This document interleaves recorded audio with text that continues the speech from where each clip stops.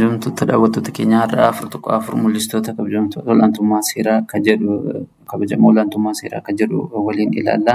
Irratti walabummaa qaamolee haqaa kan jedhudha kan nuti ilaallu.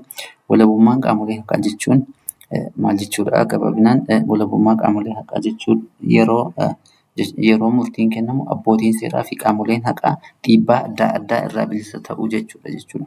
Qaamoleen haqaa yookiin qaamoleen haqa eegsisan yeroo hojii isaanii hojjetanitti bilisa ta'uun dhiibbaa adda addaarraa bilisa ta'uun hojii isaanii sirnaan yeroo hojjetan walabummaan qaamolee haqaa kabajameetii jira jechuutti dandeenya jechuudha. Abbootiin seeraa yeroo waan seerri barbaadu murteessan dhiibbaa dhaabbilee siyaasaa, fedhii fi dhuunfaa fi kan biroo irraa bilisa ta'uu qabu jechuudha. Yeroo murtee adda addaa kennan bilisa ta'anii yookiin hojii isaanii dhiibbaa tokko malee sirnaan kan raawwatan ta'uutii qabu jechuudha. Yeroo kana walabummaa qaamolee haqaa ni jira jechuutti dandeenya. Walabummaan qaamolee haqaa olaantummaan seeraa akka mirkanaa'u ni gargaara jechuudha. Walabummaan qaamolee haqaa olaantummaan seeraa sirnaan akka ragga'u yookiin immoo hojiirra oolu taasisuutii danda'a jechuudha. Kanaaf walabummaan qaamolee haqaa mul'istuu kabaja olaantummaa seeraati jechuudha. Qaamolee haqaa mirga isaanii kan eegamu yookiin immoo sirnaan hojii isaanii kan hojjetan yoo ta'e olaantummaa seeraa kabajameera jechuutii dandeenya jechuudha bifa salphaatiin. Inni itti fufee jiru seerri nama hunda irratti walqixa raawwatamu. Seerri maal gochuutii danda'uutii qaba jechuudha. Nama hundarratti bifa walqixa ta'een raawwatamuutii qaba jechuudha. Mul'istuuwwan olaantummaa seeraa keessaa kan biraan namoonni gocha wal fakkaatu raawwatan dhimmi isaanii seera fuulduratti haala wal fakkaatuun ilaalamuu fi murtii wal fakkaatu argachuudha jechuudha. Sooressadha gurraacha gabaabaadha Oromoodha Amaara Tigree Walaayittaadha osoo hin jedhiin qal'aa furdaa osoo hin jedhiin olaantummaan seeraa nama hunda bifa walqixaan hojiirra kan oolchu yookiin immoo nama hunda bifa walqixaan ilaalee seera murtii kan kennu yoo ta'e seerri nama hunda irratti walqixa raawwatamaa jira jechuutii dandeenya jechuudha. Olaantummaan seeraa bu'aa yaadamee fiduuf adeemsa seera loogii irraa bilisa ta'e barbaada jechuudha.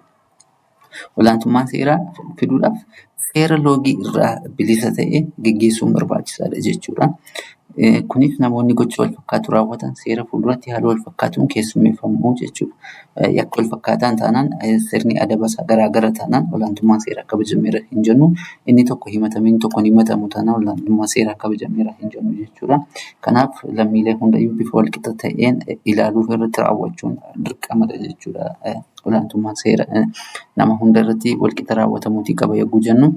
Karaa biraan immoo biyya olaantummaa seeraa jiru keessatti lammiileen mirgoota armaan gadii ni qabaatu jechuudha. Biyya olaantummaan seeraa jiru keessatti lammiileen mirgoota akkamii qabaatu? Namni yakkaan shakkame tokko yakkamaa ta'uun isaa hanga seeraan murtaa'utti akka bilisa ta'etti ilaalama. Namni tokko olaantummaa seeraa jira kan jennu yoo ta'e hanga yakki isaa hin mirkanoofnetti yookiin immoo yakkamaa ta'uun isaa hanga adda hin baanetti bilisa jedhama jechuudha. Lammaffaa namni kamiyyuu seeraan ala to'annoo jala ooluu hin oolu. Hin hidhamus jechuudha. Yakki isaa yakkamaadha taanaan yakkamee argame taanaan ragaan osoo hin jiraatiin to'annaa seeraa jala ooluutii hin danda'u hidhamuutis hin danda'u jechuudha. Yookiin namni kamiyyuu seeraan ala hidhamuutii hin danda'u jechuudha. Seeraan ala. Namni kamiyyuu seeraan ala qabeenyi isaa irraa hin fudhatamu. Namni kamiyyuu seeraan ala qabeenyi isaa jalaa saamamuutii yookiin jalaa fudhatamuutii hin danda'u jechuudha. Kan fudhatamu qajeeltoo seeraa irratti hundaa'uun fakkeenyaaf mana murtiitti himatame yoo himati isaa kufaa ta'e yookiin immoo himati isaa isaaf hin deebisiifne ta'e jalaa fudhatamuutii danda'a. Kanaan alatti qabeenyi namaa seeraan hin fudhatamu jechuudha. Nama kamiyyuu irratti adabbiin kan murtaa'u karaa mana murtii qofaan ta'ee murtiin kennamu balleessaa sana waliin kan walgitu ta'uu qaba jechuudha. Namni tokko balleessaa yoo balleesse callisnee amma kanaa hidhamuu qaba amma kanaa adabamuutii qaba jenna osoo hin taane qajeelfama yookiin dambii seeraa ba'ee jiru irratti hundaa'uudhaan adabii isaa yookiin balleessaan isaa murtoo kan argatu ta'a jechuudha. Inni adda biraan olaantummaan seeraa nama hunda biratti kabajamuutii qaba jechuudha. Olaantummaan seeraa nama hunda biratti bifa walqixa ta'een kabajamuutii qaba jechuudha. Kabajni seeraaf qabnu kan ibsamu seera bakka hundatti haala wal fakkaatuun hojiirra oolchuudhaanidha jechuudha. Magaalaa tokko keessa godina tokko godina biraatti haalli seerri kabajamu garaagarummaa qaba taanaan olaantummaan seeraa kabajameera jechuutii hin dandeenyu jechuudha. Akkaataa qajeeltoo olaantummaa seeraatti namni kamiyyuu aangoo kan qabus ta'ee kan hin qabne sooressa yookiin hiyyeessa garee saba guddaa yookiin muraasa garee amantii guddaa yookiin muraasa dhaabbata siyaasaa biyya bulchu yookiin mormitoota seeraan socho'an hundi seera kabajuutii qabu jechuudha. Argitanii as bukkeetti sooressa hiyyeessa osoo hin jenne, gabaabaa guddaa osoo hin jenne, amantii guddaa xiqqaa osoo hin jenne, mura dhaabbata siyaasaa yookiin dhaabbata biyya bulchu osoo hin jenne, morsee yookiin mormituu osoo hin jenne, seerri nama hunda biratti kabajamuutii qaba jechuudha. Inni adda biraan tasgabbii fi nagaa fi tasgabbiin mirkanaa'uudha. Nagaa fi tasgabbiin mirkanaa'uu jechuun olaantummaan seeraa nageenyii fi tasgabbiin akka mirkanaa'u ni taasisa jechuudha. Olaantummaan seeraa ni jira taanaan nageenyii fi tasgabbiin akka mirkanaa'u yookiin eegamu ni dandeessisaa jechuudha. Namoonni nageenya isaaniif bakka guddaa ni kennu. Olaantummaan seeraa hojii irra oolu nagaa fi tasgabbiin yoo mirkanaa'e namoonni mootummaa irraa amantaa ni qabaatu jechuudha. Bakka adda addaatti rakkoon kan jiru yoo ta'e mootummaan dirqama kabachiisuutii danda'uutii qaba jechuudha. Yeroo kanadha kan nuti olaantummaa seeraa ni jira jechuu dandeenyu jechuudha. Inni adda biraan qoodinsi aangoo jiraachuun biyyoota olaantummaan seeraa kabajamutti qoodinsi aangoo qaamolee bulchiinsa mootummaa gidduutti ni jiraata jechuudha. Qoodinsi aangoo saala hunda giddu galeessa godhate yookiin dhiira dubartii giddu galeessa godhate umurii hunda giddu galeessa kan godhateen qoodinsi aangoo ni jiraata jechuudha. Biyya seera olaantummaa seeraa keessatti kabajamee jiru keessatti qoodamiinsi aangoo wal to'annoo wal madaaliin akka jiraatu taasisuun bulchiinsi to'annoo ala akka hin baane godha jechuudha. Haala kanaan wal to'achuunis yookiin immoo caasaa bulchiinsa sanaa sirna barbaadamu hojiirra oolchuun yookiin immoo biyya hawaasa sana bulchuun ni danda'ama jechuudha. Wal to'annoo fi wal madaaliin akka hojiirra ooluuf qaamoleen bulchiinsa mootummaa hundi seeraan socho'uutii qabu jechuudha. Maaltu akka ta'uuf wal to'annoo fi madaaliin akka hojiirra ooluuf qaamoleen bulchiinsa mootummaa hundi seeraan socho'uu qabu. Seerarra dhaabbachuudhaan haala dambii yookiin ulaagaan qajeeltoon seeraa jiruun hojii isaaniitti kenname yookiin dirqama isaaniitti kenname ba'achuutii qabu jechuudha. Kanaaf qoodamiinsi aangoo akka mul'istuu olaantummaa seeraatti ilaalama jechuudha. Qoodamiinsi aangoo walqixa ta'e akka mul'istuu aangootti mul'istuu olaantummaa seeraatti kan ilaalamudha jechuudha. Olaantummaa seeraa fi olaantummaa nama dhuunfaa akka jedhudha amma itti fufuudhaan kan nuti ilaallu. Olaantummaan nama dhuunfaa fedhiin hooggantoota, fedhii uummataa fi seera biyyaan ol ta'uun yeroo biyya hoogganudha jechuudha. As bukkeetti olaantummaan nama dhuunfaa fedhii hooggantoota, fedhii uummataa fi seera biyyaan ol ta'uudhaan jechuudha. Nama ofiif dursa kennu jechuudha. Uummataafis seeraafis dursa osoo hin kenniin, biyyaafis dursa osoo hin kenniin ofiif dursa kennanii warra hojjetanidha jechuudha. Seenaa dhala namaa keessatti olaantummaan nama dhuunfaa olaantummaa seeraa ol yeroo mul'achaa tureeru ni jira jechuudha. Namni dhuunfaan aangoo isaa humnaa ol fayyadamuudhaan ofii isaa of mul'isuu irratti yeroo inni hojjetaa ture yookiin immoo aangoo dirqamaan seeraan ala bahee yeroo itti fayyadamaa ture darbee darbee ni mul'ata ture jechuudha.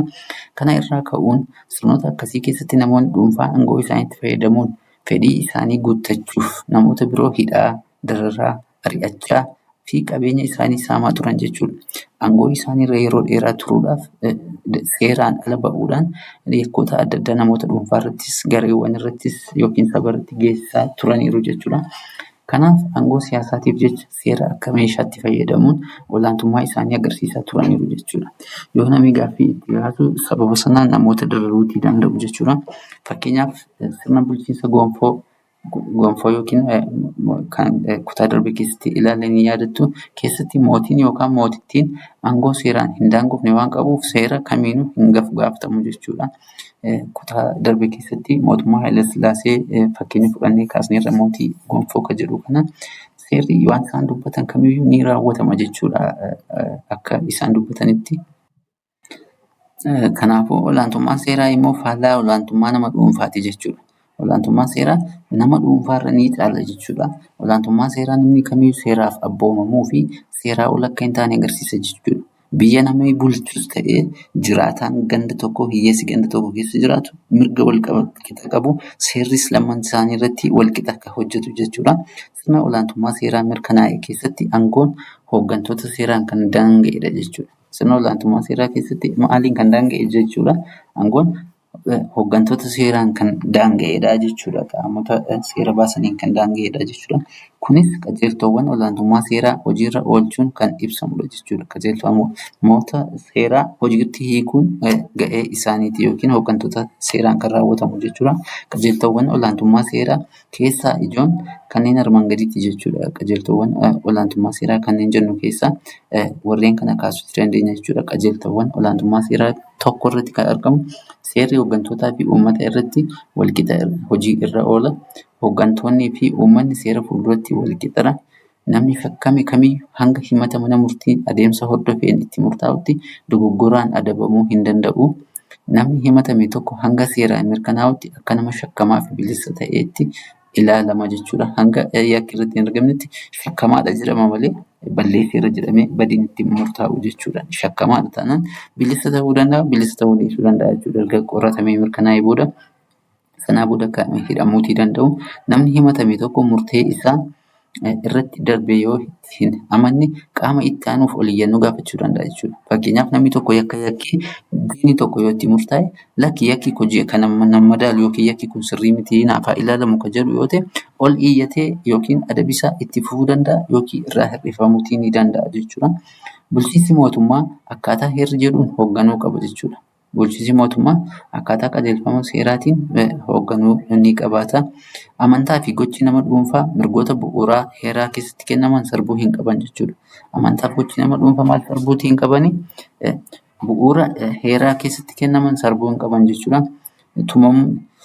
Tumamuunii fi hojiirra oolmaan seeraa sababa irratti kan hundaa'e ta'uu qaba jechuudha. Seerri tumamu tokko maal irratti kan hundaa'e ta'uu qaba?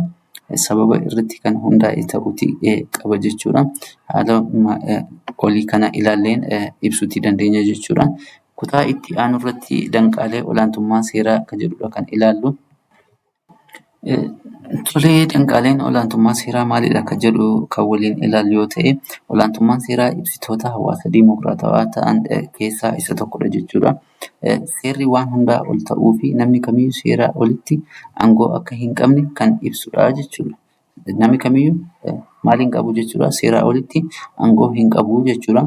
Olaantummaan seeraa eenyummaa fi bakka jireenyaa irratti hundaa'ee loogii osoo hin taasisin lammiilee hunda ilaallata jechuudha.